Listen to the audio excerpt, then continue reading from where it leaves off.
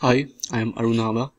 I'm currently pursuing my master's in mechanical engineering at IUPUI. So this is a project of AME 56900, Mechanical Behavior of Materials, and the topic of my project is analysis of crack propagation through aluminium. So, when a material reaches its fracture point, it starts to develop a crack. So it would be beneficial if we could predict when the material will exactly start cracking, how the material will crack, how the crack will propagate. So this can be done through the theory of fracture mechanics.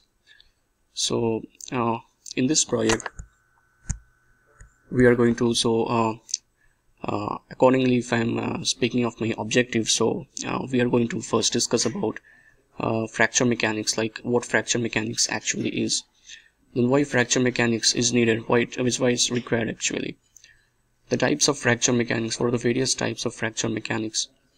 We will go through some real life applications of fracture mechanics also.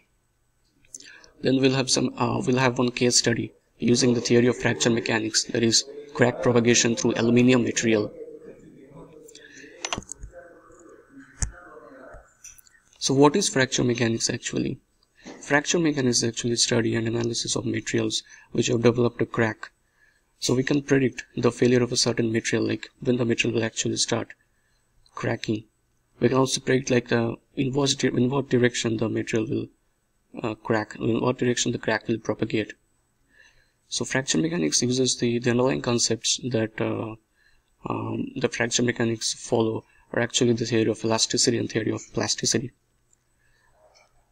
Also, there are some specific information like the applied load, residual stress, size and shape of the part under consideration, then orientation of the crack, the location of the crack. So these are some factors this is some information that we require for undergoing fracture mechanics study, like analysis of a specific part.